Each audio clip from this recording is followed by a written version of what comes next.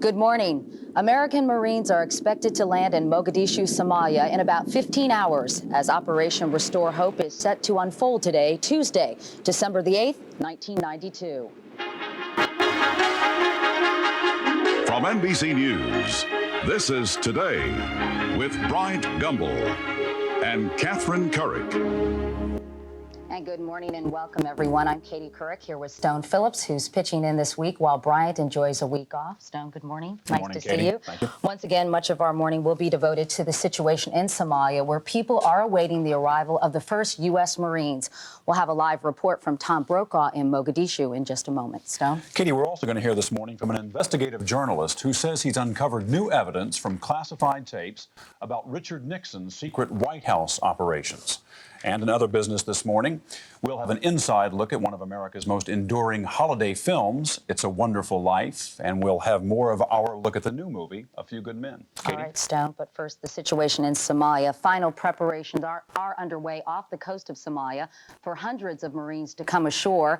They're set to begin a massive military effort to protect relief supplies. And Somali warlords are saying they will not interfere. NBC's Tom Brokaw is in the Somali capital of Mogadishu, reporting this morning from that city's airport, where some of the Marines are expected to arrive. Tom, good morning. What's the latest there? Good morning, Katie. Well, as you can see behind me, the coast is clear physically and metaphorically for the arrival of the Marines. We're told at about daybreak tomorrow morning, both at this, what passes for an airport, and just north of here at the port of Mogadishu as well. An American warship was spotted in these waters this morning off the Somalian coast.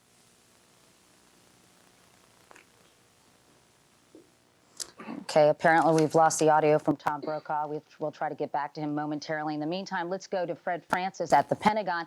Fred, can you explain how this operation will work? Well, actually, it'll be anticlimactic, Katie. They do not expect to go in and meet any resistance. Only about 900 Marines of the 1,800 who are offshore, that's a battalion landing team, will go in. I expect they'll split about 2/3 to the airport and 1/3 to the seaport. And they'll begin a very mundane task of getting ready to bring all their equipment ashore. First of all, the Marines at the airport will spread out in a rather wide perimeter, and same with the seaport. And then they'll bring in bulldozers and generators. One of the very first tasks you'll see at the airport, just there to the lower left of your screen, is they're going to have to put in runway lights, because no other Marines will be able to come in after sundown tomorrow if they don't get some runway lights at that airport. And so Seabees will be doing that almost immediately. And they'll also be using large tractors to clear away parking space. Right now at that airport, there is only room for 3 C-141s. Those are the medium to large transports. Each one of those carries 200 troops. So you can only get 600 more troops in there at a time. And so it's critical that they get some of the, the business of construction out of the way first. They won't be doing anything outside of that. Fred, those logistical problems and all that construction that needs to be done, is that the reason why it may be a few days before the big second wave of U.S. military personnel arrives? You'll see some of the second wave coming in late tomorrow afternoon. Planes coming from the United States with Lieutenant General Robert Johnston, who is the commander of the force. You'll probably see 5 or 6 big planes coming in with his troops, but it'll be several days before they all get in there. And again, the problem is offloading, getting the planes out, parking them, and making room for more aircraft. Okay, Fred, we'll be checking back with you later. Right now, we're going to head back to Somalia, and NBC's Tom Brokaw. Tom, can you hear me now? I can, Katie, and I hope that you can hear me. As I was saying just a few moments ago, all final preparations are underway. The coast is clear. We did see one ship here this morning and a couple of sea kayakers who were probably on some kind of a reconnaissance mission.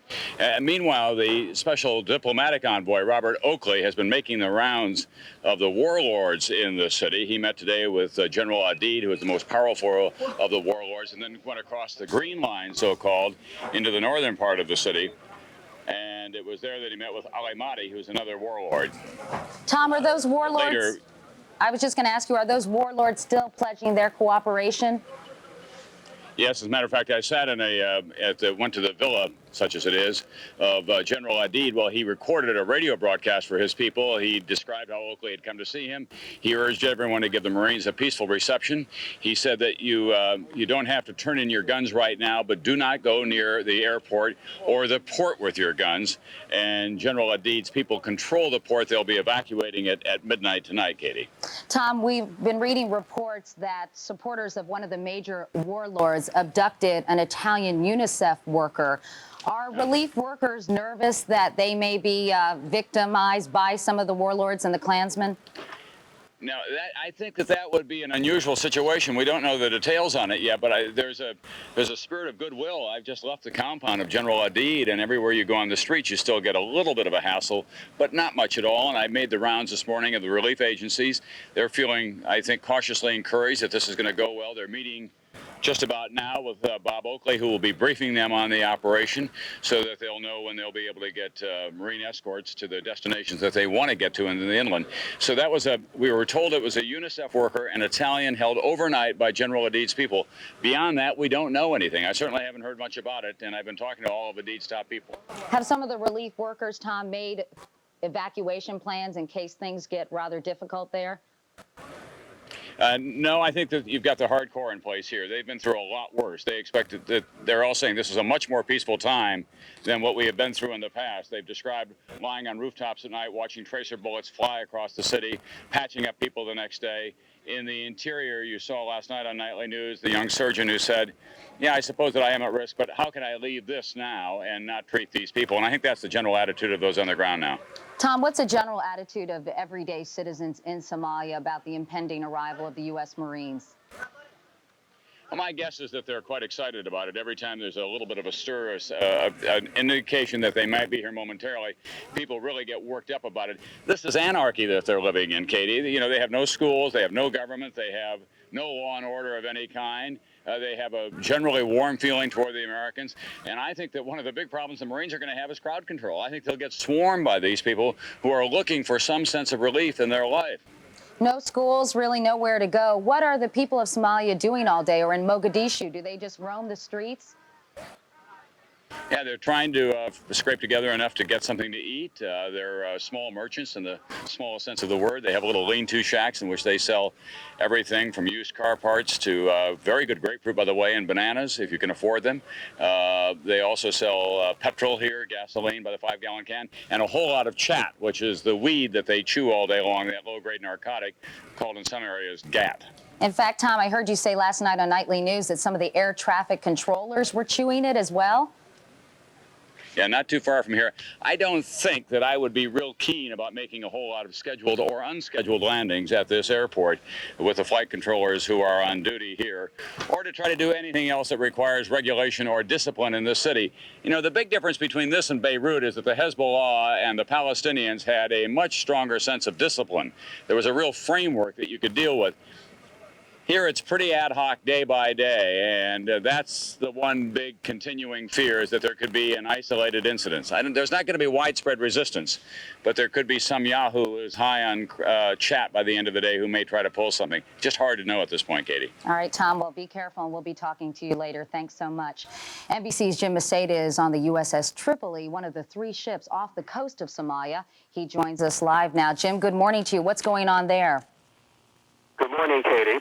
Well, we are off several miles off the coast of Somalia. We're in this amphibious ready group, these 3 ships, one of which the Tripoli we are on. That's the main assault ship. There's also the USS Juno and the USS Rushmore. Ready is the operative term. We spent most of this afternoon with about 1,000 Marines on the Tripoli, and they are getting ready indeed. They're counting every bullet, every grenade, every howitzer. It's on every chopper. Everything is ready to go. And we came out of a briefing a little while ago with some of the top Marine officials here who tell us they are, in fact, prepared for the worst. They don't expect major opposition, but they just don't know really what will happen. And as Tom mentioned a little while ago, some Mad Max, some technical, as they call it, could just test the Marines, and then, of course, they'll be prepared. Jim, I understand that the shallow water near the port may be problematic for U.S. ships. Are the Marines worried about that? They are aware of it, Katie. There is perhaps a problem there.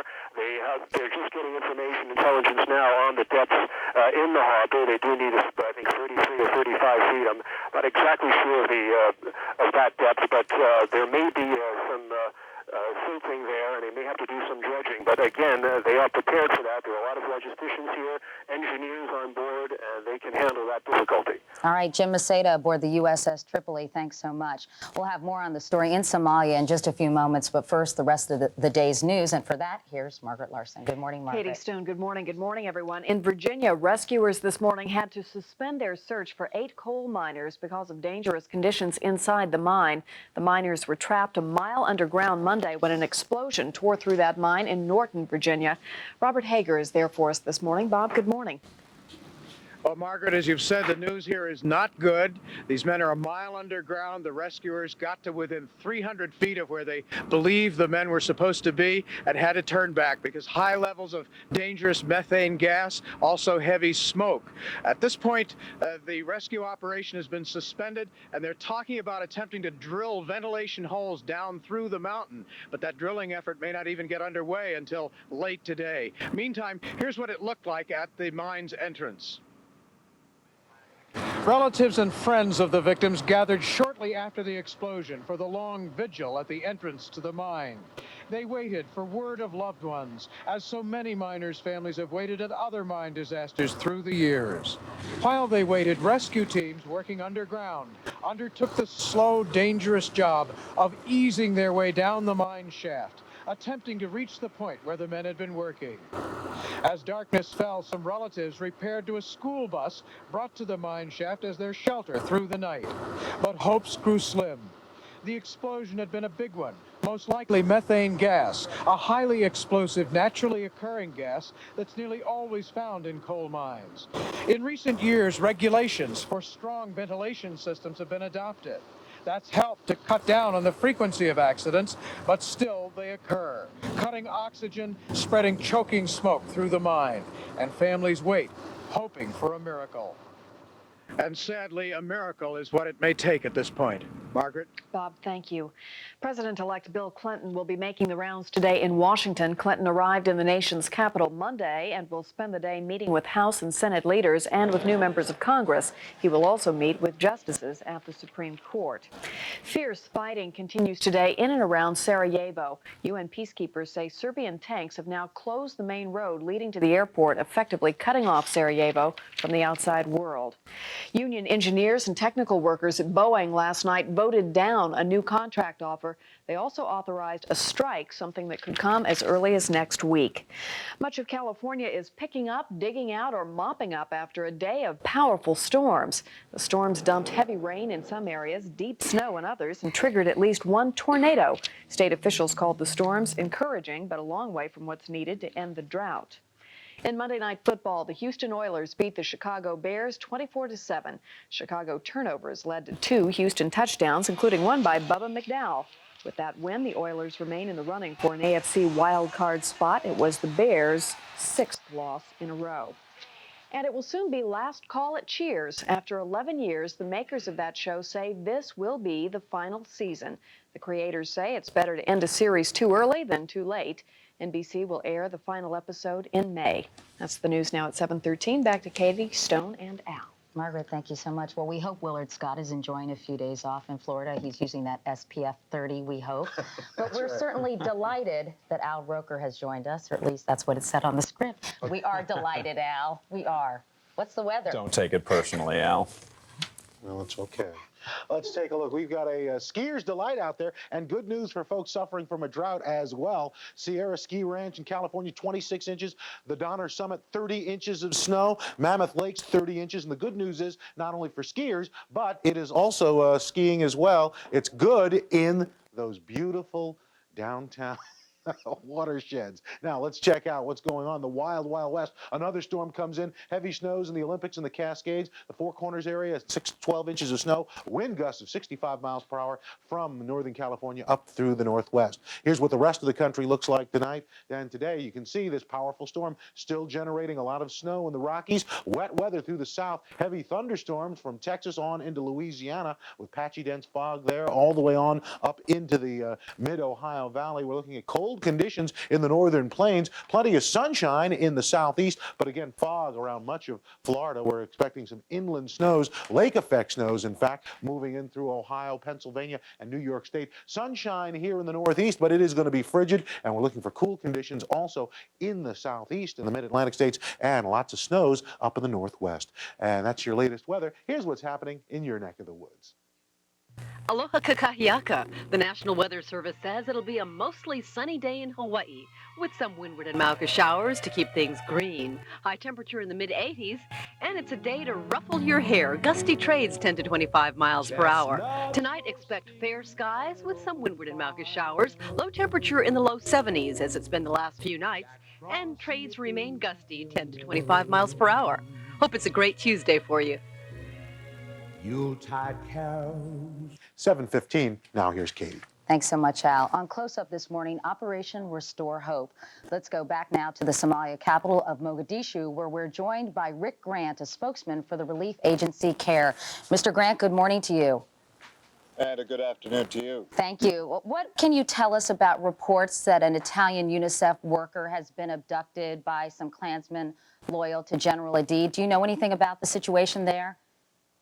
I don't know anything officially about it, but this is a city as bombed out and as rubbleized as it is, and so there's a lot of gossip and talk.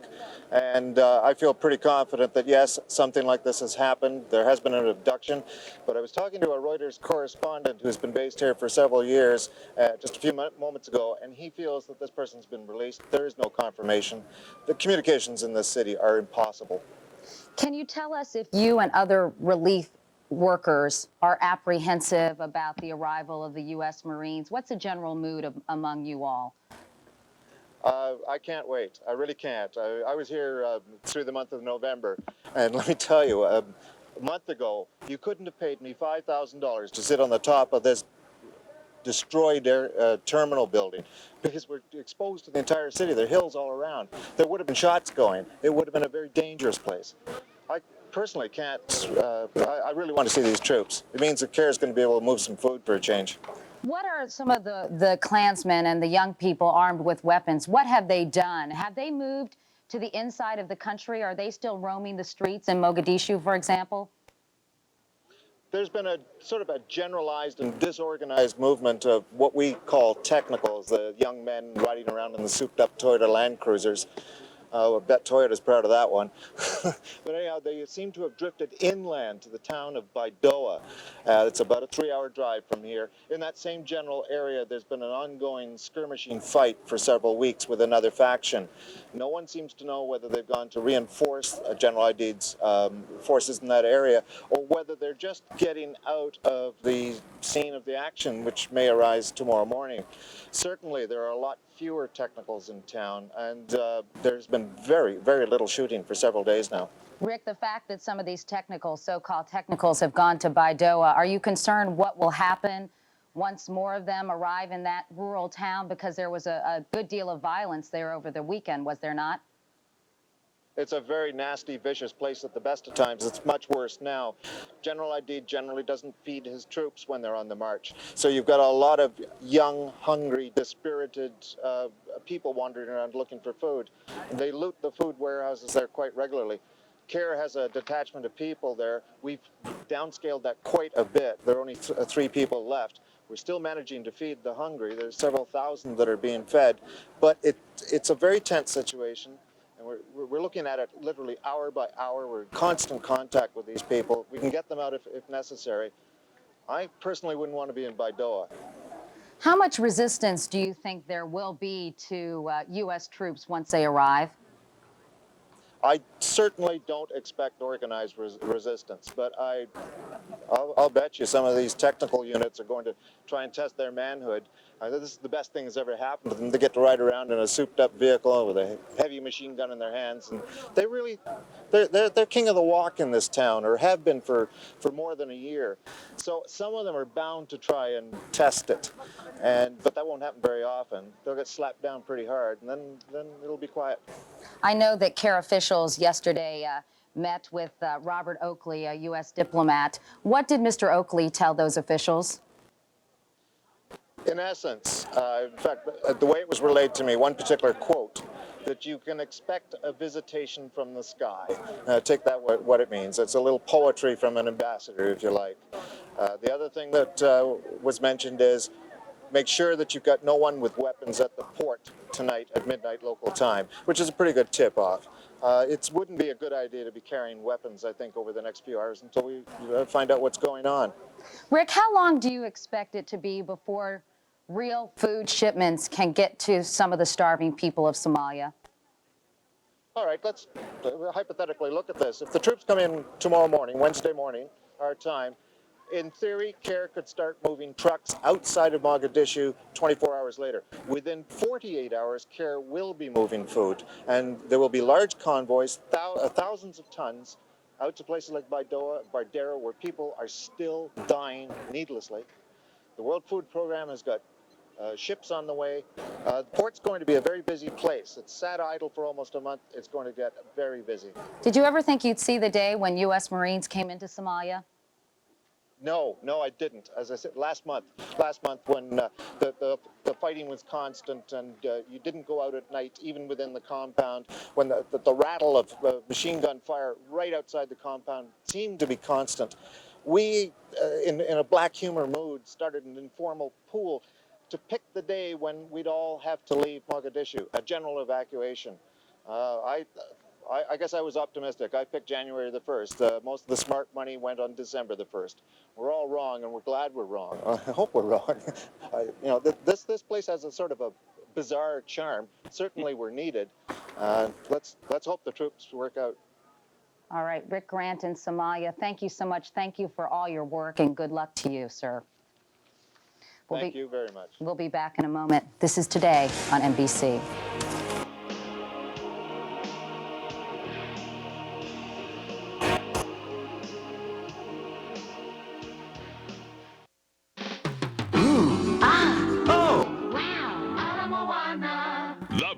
Fine jewelry liquidation in Hawaii's history is on now at Security Diamond and Conrad Jewelers. We've closed our mainland and Kauai stores, and right now you can save from 60 to 70% on every piece of jewelry in our fabulous collection. Nothing is held back from the finest and most extensive selection of jewelry in Hawaii. It's all 60 to 70% off only at Security Diamond and Conrad Jewelers. Hawaii Center. Oh, wow! When I was in medical school, I was so nervous examining my first patient, I forgot to put the ends of the stethoscope in my ears. Actually, being with patients is what I like best. Human touch, somehow it benefits a person's health. Maybe the best thing about a stethoscope is it brings me this close to my patients. As a member of Kaiser Permanente, you can have a personal physician, one like Dr. Les Naiman. Kaiser Permanente, good people, good medicine. Come and experience Ward Center's unique world of delightful shops. Willowdale Galleries has the finest European crystal and antique porcelain. Honolulu Chocolate Company for chocolate that's always in good taste. Lady Judith, elegant ladies' fashions with the essence of romance. Plus 11 great restaurants ranging from exquisite ethnic cuisine to delicious continental fare. Ward Center, a delightful departure from the ordinary. Because good brakes is such an important safety factor, wise car owners have their brakes inspected every year. Yes, play it safe and come see us for a complete brake inspection. Thank you very much. Every day at 6, Hawaii turns to the most watched and relied upon newscast in the islands. And now, if you're on the road, tune in to Radio 65 KHNR AM 650 for a special radio simulcast of the Channel 2 News. It's 7:24. We'll have much more from Somalia, and we'll check in with Tom Brokaw after this. Merry Christmas. Peter! Everyone's asleep. Shh, I know how to wake them up. Come on.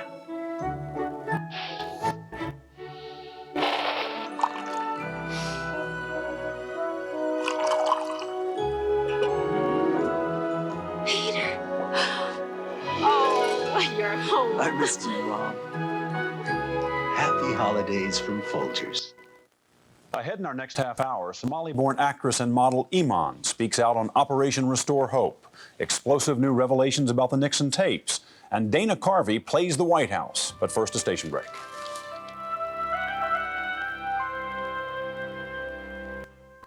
Tonight, a Dateline special, Somalia. U.S. troops arrive and NBC is there. See it happen live. Jane Pauley, Stone Phillips, and historic Dateline tonight.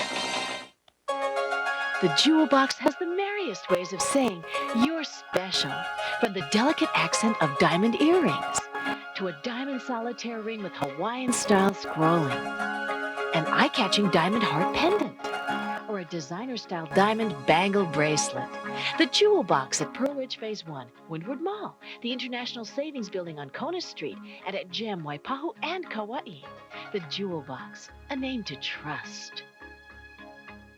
I like the sound of something good for lunch. How about a steak sandwich or a chicken quesadilla? Sounds good. Just make it fast and let me save a bunch. We're talking fast lunch, not fast food. Sounds good. Sizzler has great new lunch specials, like the new Bistro Steak Sandwich and the new Santa Fe Chicken Quesadilla. Eats with a tossed salad and endless soft drink. Starting at just $4.99, sounds better than fast food. That sounds good.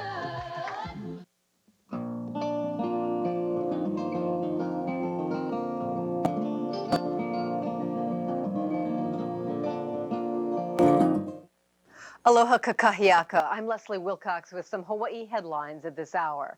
A woman has been admitted to the Queens Medical Center this morning after falling at least 150 feet into Kipapa Gulch in central Oahu.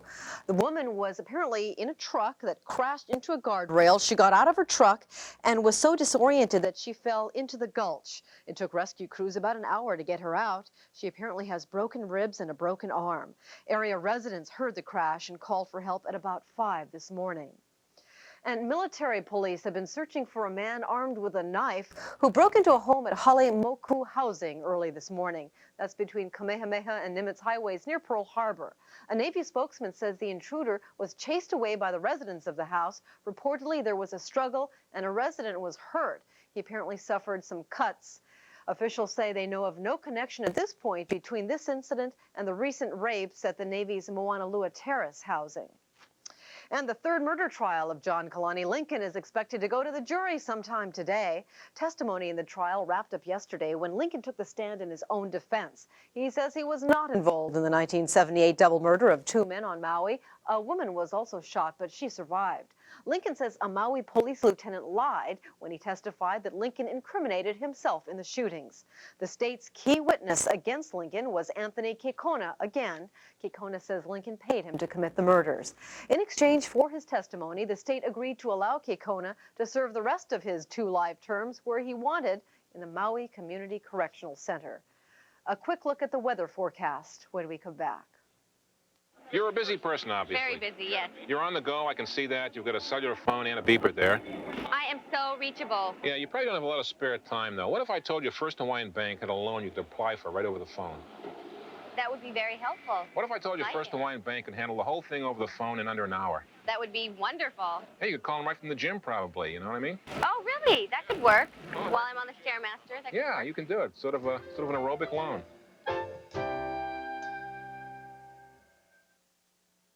The National Weather Service says we can expect sunny skies today with some windward and Mauka showers. The high temperature will be in the mid-80s and winds will be gusty trades and traveling at a rate of about 10 to 25 miles an hour. Tonight, more fair skies, windward and Mauka showers, and those same 10 to 25 mile an hour trades. The low temperature will be in the lower 70s once again. And that's a look at some of the news on this Tuesday in Hawaii. I'm Leslie Wilcox, wishing you a good day.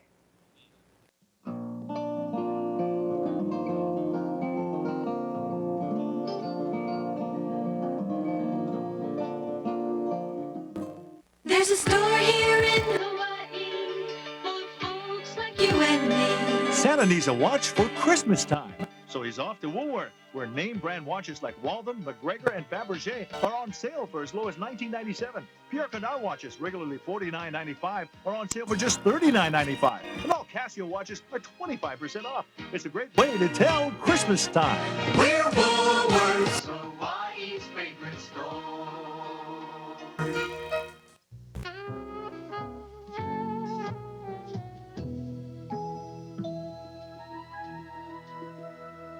We're back at 7:30. Stone Phillips, Al Roker, I'm Katie Couric. Both Bryant and Willard are away this week. In just a few moments, we'll talk with Somali-born model and actress Iman, who says Operation Restore Hope will not solve Somalia's problems. Stone? Katie, we're also going to talk with investigative journalist Seymour Hersh. He has written an explosive article about ex-President Richard Nixon. It appears that in some of those infamous White House tapes never released, there is evidence of still more abuse of power and dirty tricks. Okay, Stone, we'll get to Margaret Larson in the news in just a moment. But first, we're going to head to Mogadishu to Tom Brokaw, who has a special guest with him right now. Tom? Katie, I'm here with General Imtiazi Shaheen, who is the Pakistani general representing the UN force that has been holding the fort, so to speak. You're about to get a lot of reinforcements here, General. Everything in place for the arrival of the American forces, we think, dawn tomorrow morning? Well, your guess is as good as mine. Well, if my guess is as good as yours, we'll stay with dawn tomorrow morning because I have a feeling you know a whole lot about it. Do you anticipate, I know that you had some real reservations about the American forces coming in at the outset. How are you feeling today? What kind of reservations are attributed to me? Well, we had an interview with you on NBC last week in which you said, listen, there is no infrastructure here. You just can't send an American force into a place like Somalia and expect them to be able to function. No, I think I never said that. What I said was that apart from using forces, there is a need to rebuild this country. To rebuild it? Yes, sir.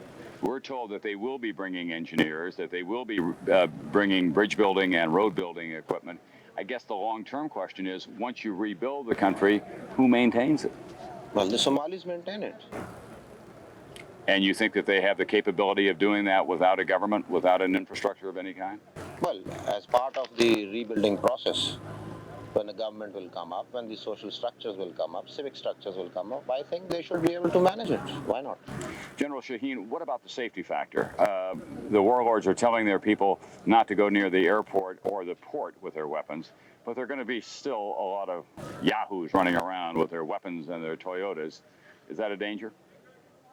Well, those who decide not to keep their weapons off the street, they would pose a danger, but I think it can be arranged that they do not pose that danger.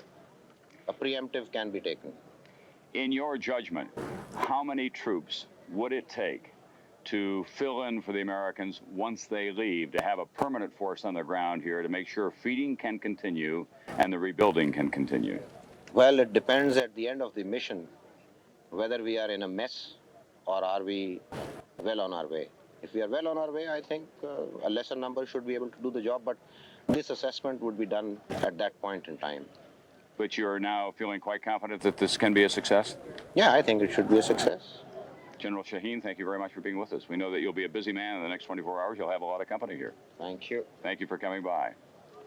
Back to you, Katie, in New York. General Shaheen, who has been holding down the fort, as I say, with a small band of hardy Pakistanis wearing the blue beret of the United Nations forces. Tom Brokaw, thank you so much. Let's get caught up on the rest of the day's news, and for that, here's Margaret Larson. Margaret? Katie, thanks. American troops continue to stream toward East Africa. In addition to the combat forces going ashore in Somalia, the operation needs support troops to provide a huge variety of services. Soldiers, sailors, Marines, and Air Force personnel are saying farewell to their families, hoping and praying that they will be home soon. In this country, a setback for search crews in Western Virginia. As families keep their vigil on the surface, searchers have been forced to suspend their efforts to find 8 men trapped inside a coal mine. Rescuers have been driven back by heat and dangerous fumes. The miners were trapped by an explosion on Sunday. A powerful late fall storm has dumped heavy rain and snow on California. Rain took out a roadbed on a bridge over a freeway, causing a train derailment that closed that busy road. But the storm has been a blessing for skiers and for the resort business in California's mountains. Union leaders have asked the Boeing company for a new contract offer. Members of an engineers and technicians union have rejected a proposed contract, raising the threat of a strike involving some 28,000 workers. 7:34 now. That's the news. Back to Katie and Stone. Thanks so much. And Al Roker. And Al, I assure you, we are and always are delighted to have you here this morning. It was just a shameless ploy for attention.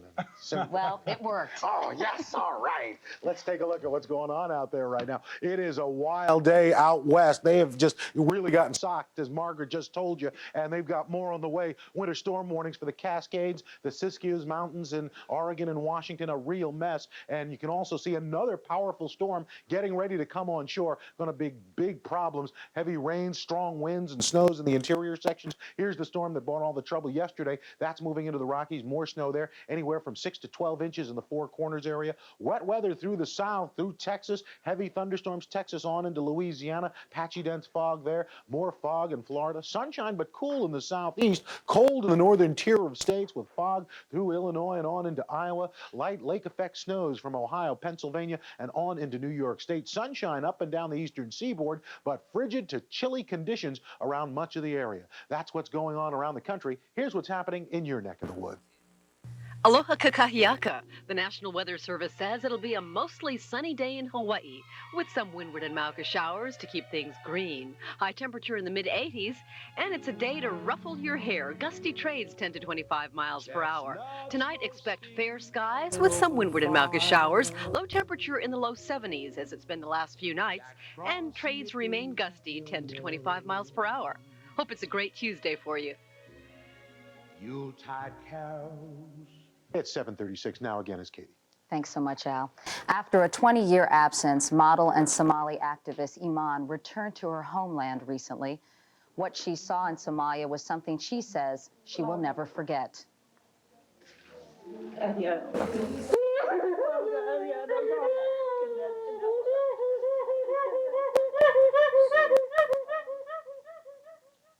Today, Iman embarks upon another journey. Together with Trans-Africa, the African-American Foreign Policy Lobby, she will call for a national peace conference to be held in Somalia. This morning, Iman is in our Washington studios. Iman, good morning to you. Good morning, Katie. Tell me about this national peace conference, what you hope it will achieve. Well, when I came back from Somalia, the first phase of my return was to really help awareness to, so Americans and the international communities will know about what and who is dying in Somalia. Now that that is achieved, and I really congratulate President Bush for sending the troops in Somalia. The next phase, which is more important or as important, is for a national peace conference. I think when the United States troops come out of Somalia, if there is no political settlement achieved somehow, or an environment where the elders of the communities and the clan leaders and the warring factions are brought together, where they can discuss of what Somalia should be and who should govern it and how it should be governed, but by Somalis. If that is not done, I think we'll be back to square one, and the humanitarian side of our troops will totally be in vain. Iman, in fact, many observers say the real key to settling this is sitting the major warlords down at a table and having them discuss things. But do you think that's possible? Do you see a willingness on their part to do so? I really do. The thing is this, that Somalia is not a nation of beggars, victims, and looters. Somalia is a nation that have really decent people that really want to see the end of these tragic times that we're having now. But the thing is this, that the country is really flooded with weapons. The disarmament of the warring factions, and especially the youngsters who are roaming around the streets, will be very crucial. Now, I do not have the answer of that, how it's going to be done. But the only thing that I can really promote is the National Peace Conference. I think Somali people have not been heard from of what they really want of Somalia to happen to Somalia, how they want to govern Somalia. I think if there is an environment, a peaceful environment, that where the elders of the clan system all are brought in together, so that there will be a discussion, an open dialogue of what Somalia, who's going to govern it, the civic societies, the women especially, who have been running the country so far. really need. I'm really trying to promote that. That's my most important objective on this in this press conference today. Iman, who do you hope will participate in this National Peace Conference, and what kind of role do you want the United States to take? Well, I'm finding out, being an American citizen that I'm very proud of, we are known for our diplomacy. I think the United States will be a very good place to start, or a good country to start with, to open this international dialogue for the peace conference. I would suggest there's two men that come totally in my mind that are fit for the job.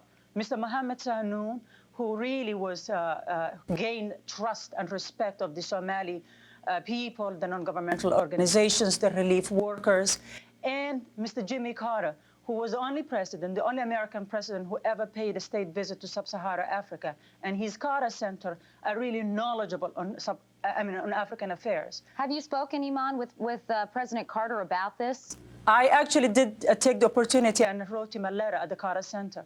I have not received a reply back because I had done it just last week on Friday. And Mr. Sahnoun, I'm very in touch with him, so I became quite good friends with him since I met him in Somalia. Iman, yesterday, White House spokesman Marlon Fitzwater said the goal of the mission is to get food to the starving people and not shape a new government. He even said, quote, "We will cling tenaciously to that." Given that statement, how receptive do you think U.S. officials will be to trying to shape a new government as you'd like to see them do? Let me rephrase it back. I do not want them to reshape it. What I want them is to open a dialogue. If there is an environment that will be by the international community, or even if we want to go under the auspices of the UN Security Council, where there is a discussion that we want to hear, that they will let the Somali elders and the clan leaders and the warring factions talk. I think it does not bring the American government in the middle of it. What it does is that just open a diplomacy. What we really need is a preventive diplomacy so that when the U.S. troops leave, we are not back to square one. Iman, do you think there are people in Somalia who are capable of running the government, or do you think there would be the need for an interim government run by outsiders? No, I really think the Somali people would really be against of an interim government run by outsiders. Of course, Somalia has been known to have a great democracy at one time. But the thing is this, there are a lot of our elites and professors and people like that are outside the country now in refugee camps in Kenya. I think once the country is quite safe, I'm sure people want to return back to their homes rather than living in refugee camps. I think the only thing that really hasn't been done for Somalia. And a lot of people say that everything has been done for Somalia, and I totally disagree. One thing that really hasn't been done for Somalia is something of this caliber, where the Somali people are heard from and what do they want. How confident are you, Iman, that your country will begin to resemble the nation that you grew up in, that things will get better in the near future? Oh, Katie, my memory still stubbornly insists on the beauty Somalia used to be, and how we really took care of our own. We were quite a very good race. I'm very proud of it. I hope to see it one day happen, happen in that situation again. How are you feeling this morning, knowing that the United States Marines will be arriving there later on? I'm quite relieved that the international community, and especially America, is really doing something about Somalia finally. Somalia's strategy was really preventable 2 years ago, but better late than never. Iman, thanks so much for talking with us this morning. Thank you. And we'll be back with more on Today right after this.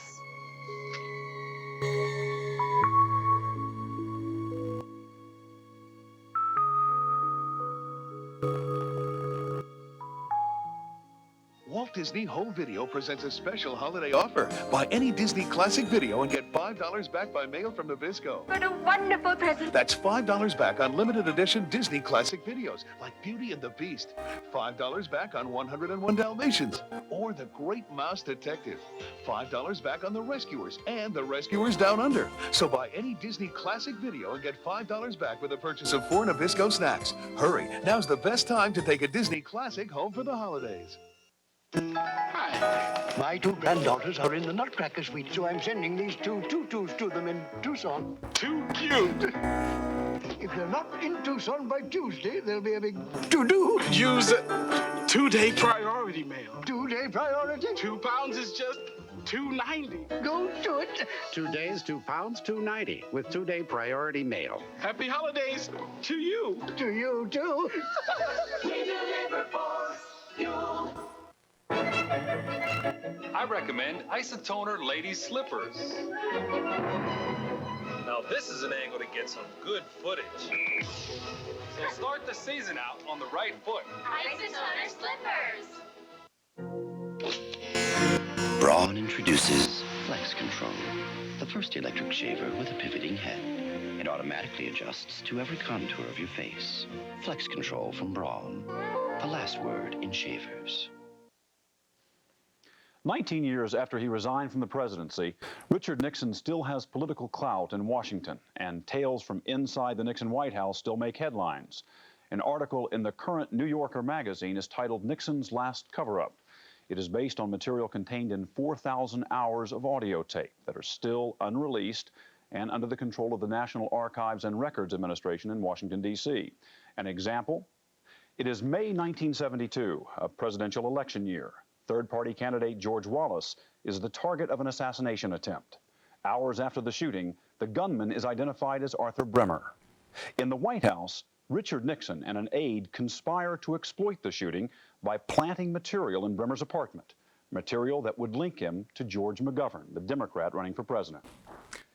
It could have been the ultimate political dirty trick, but it failed, to Nixon's dismay, according to investigative journalist Seymour Hersh, who wrote the New Yorker article, and he joins us this morning from Washington. Good morning. Morning. That is a pretty heavy disclosure. The White House conspiring to plant evidence in a criminal investigation. I sometimes think it was just another day for Richard Nixon. Well, it doesn't end there, doesn't it? I mean, there are a lot of other disclosures in this. Well, among other things. Tapes. Actually, you're right. It is pretty serious. When a president is, don't forget, Nixon has just basically won the election with Wallace out of the way. His opposition in the 1972 election is going to be Senator George McGovern. He's got it made. He's just had a summit meeting in China. He's going in a few weeks or in a few days and later in May to the Soviet Union, where he's going to sign an anti-ballistic missile agreement. He's on top of the world. He's got the polls show him a clear sweeper. And it's just sort of wonderful Nixon. He's on top of everything. He's got it going his way, and he can't resist, a quick knee to the groin of McGovern. It was unnecessary.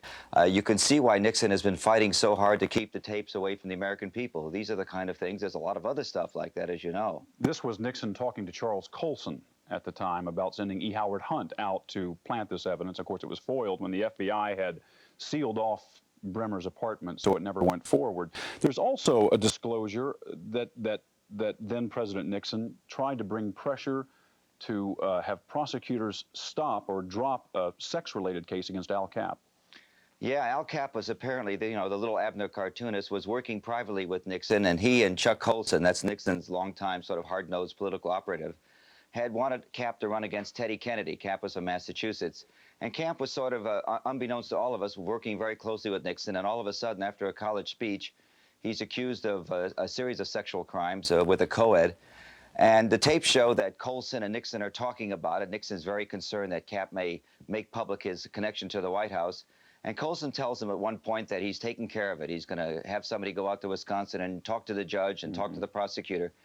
And, he is the president of the United States. You'd think at some point he would say, Chuck, I don't think we better do that. Instead, I did interviews with the man who prosecuted Capp, a man named Lawrence Durning, in Eau Claire, Wisconsin. He confirmed that, indeed, the White House did send somebody out and tried to muscle them a little bit out there.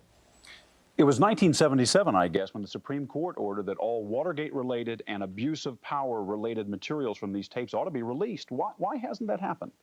Oh, God, I wish I had an easy answer. I think the answer is that Nixon corrupted the National Archives. And just like he's corrupted so many other institutions, he somehow turned the apolitical National Archives into a pro-Nixon group afraid to move against him.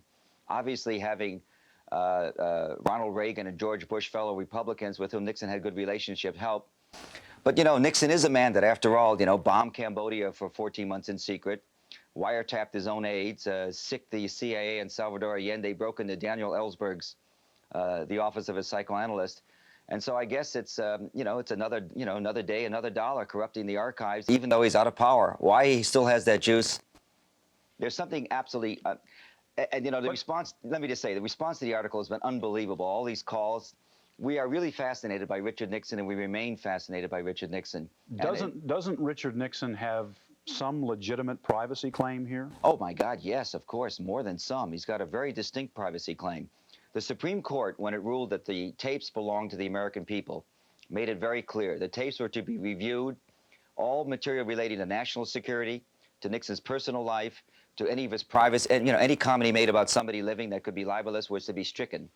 But what the court said, and what Congress mandated, is that anything related to Watergate and abuse of power belonged to the American people and must be made public. The archive has spent 10 years, and there were 4,000 hours to go through, listening with earphones, 40 hours a week. And after 10 years, by 87, they had the tapes ready to go, and that's when the muscle came in. The tapes have not been released. There's no plans to release them.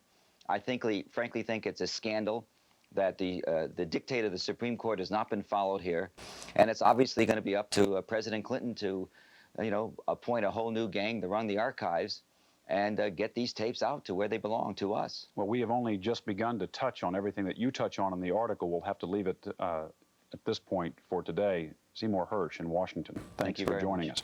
We should note that President Nixon, former President Nixon, declined to join us this morning for an interview. This is Today on NBC.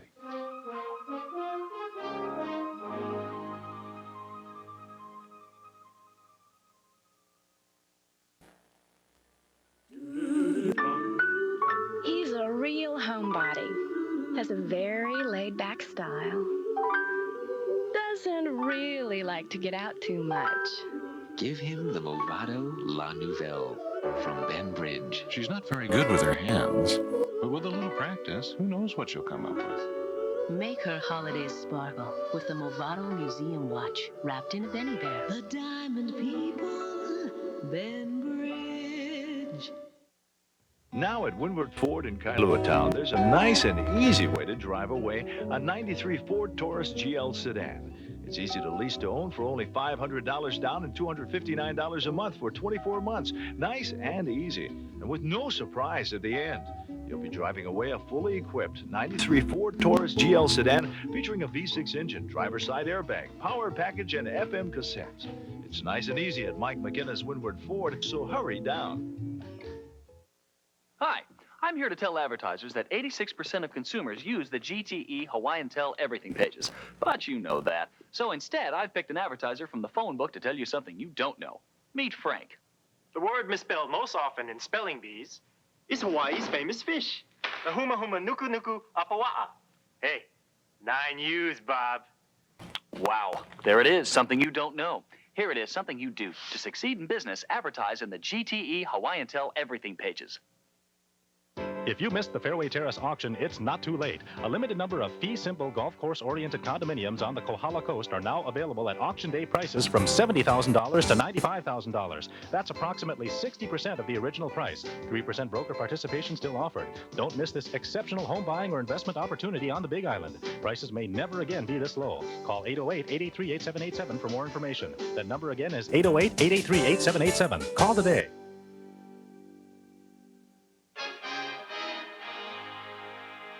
We'll be going back to Somalia to check in with Tom Brokaw right after these messages. Panasonic presents a unique and highly evolved smooth operator. The new Smooth Operator 2 with float control is the only razor to unite the comfort of twin independent floating heads with the closeness of a warm, wet shave. Don't try this with any plugged-in razor. The new Smooth Operator Wet Dry razors from Panasonic. Smoother than you ever thought you'd be.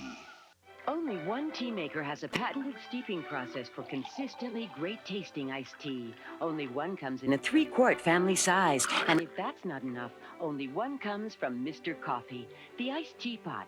What'll he think of next? Contact wrote a book on cold medicine, then added this chapter. Contact Day and Night. Day caplets for non-drowsy cold relief. Night caplets to relieve your symptoms to let you rest. Contact Day and Night. Another important chapter in cold relief. This air toner exercise bike would make a great present for Daddy. Great price, and he really needs it. Why would anybody need a bike that doesn't go anywhere? You'll understand. I know when I get older. Mom, you always say wait until next time. What if we have to take a picture today? Say we see a UFO, and you say let's get a picture with the Kodak Star 335 camera. Should I ask the aliens to wait until next time? Okay, you win. Oh, look. Even he shops at Kmart. Santa's a smart shopper. This hour of Today has been brought to you by Kmart, where you'll always find the quality you need at the price you want. It's 7:55. In our next hour, we'll be heading back to Mogadishu to talk with Tom Brokaw and our other NBC correspondents. And we'll also be talking about what U.S. military personnel are doing to prepare for the tragedy they're about to see in Somalia. But first, your local news after a station break. Jay's Show, Billy Connolly, George Foreman. Tonight, Bill Clinton's household hints, 101 uses for the Big Mac. But Dave doesn't care who's on. Holiday depression on the next Sally. You know the attitude. Don't know, don't care, don't bother me. I don't want to be just another number. It's like they think your time's not important. Some people make you feel this small. Is anybody listening? Anybody listening? At American Savings Bank, we're serious about service.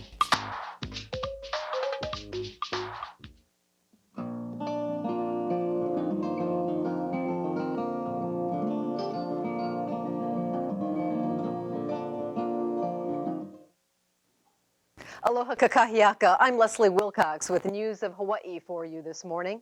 Tomorrow, 65 U.S. Marines from Kaneohe are bound for Somalia. The 8 officers and 57 enlisted men join the Marines deployed from Camp Pendleton in Operation Restore Hope. The Marines come from various units and have different duties, from communications to loading and unloading supplies. 50 other Kaneohe Marines are waiting to see if they'll be called. I think they really feel like we're going to be part of an effort that's going to save people's lives. And there's a lot of satisfaction in that. The Navy says 12 members of a naval construction unit from Pearl Harbor will also head to Somalia, but they haven't been given specific orders yet. Officials say the Marines will get special counseling to prepare them for the emotional impact of the suffering they may see. And a woman has been admitted to the Queens Medical Center this morning after falling at least 150 feet into Kipapa Gulch. The woman was in a truck that hit a guardrail. She apparently got out of her truck and was so disoriented that she fell into the gulch into about 3 feet of water. It took rescue crews about an hour to get her out. She apparently has broken ribs and a broken arm. Area residents heard the crash and called for help at about 5 this morning, and she was medevaced over to Queens. The third murder trial of John Kalani Lincoln is expected to go to the jury sometime today. Testimony in the trial wrapped up yesterday when Lincoln took the stand in his own defense. He says he was not involved in the 1978 double murder of 2 men on Maui. A woman was also shot, but she survived. Lincoln says a Maui police lieutenant lied when he testified that Lincoln incriminated himself in the shootings.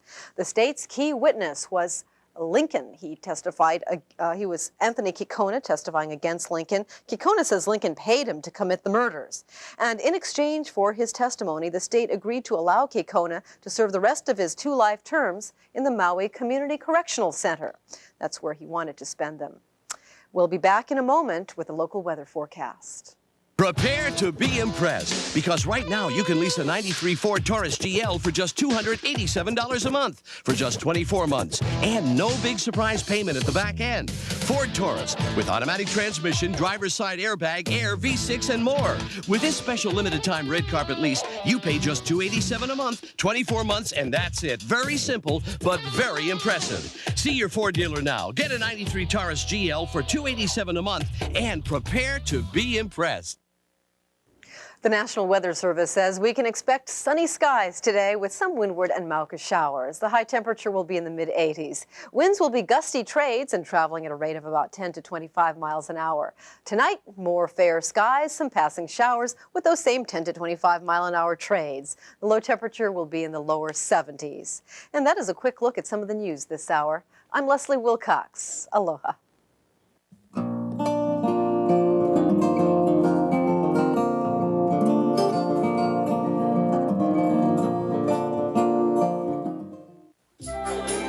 A Christmas story from Jewel Box.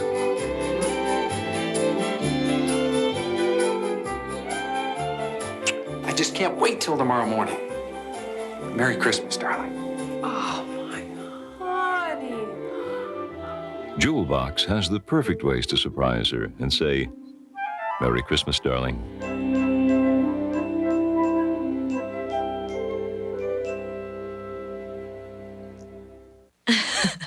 My husband's reaction was great. He says, "Not today. I have a 1 o'clock tennis game." Oh, and was he in complete control? He was more nervous than I was. Luckily, we chose a good doctor. The one my girlfriend recommended. With HMSA, we had that choice. My husband is still in cloud 9.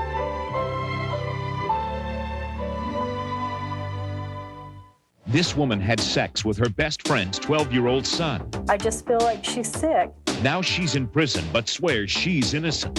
He raped me. Exclusively next Sal. This morning at 9 on TV2. We're back at 8 o'clock on this Tuesday morning, the 8th day of December, 1992. The situation continues to be a tense one in Somalia as that lawless, starving African nation awaits the first landings of American troops, expected to begin late tonight, U.S. time. We'll have live reports from Somalia in this hour.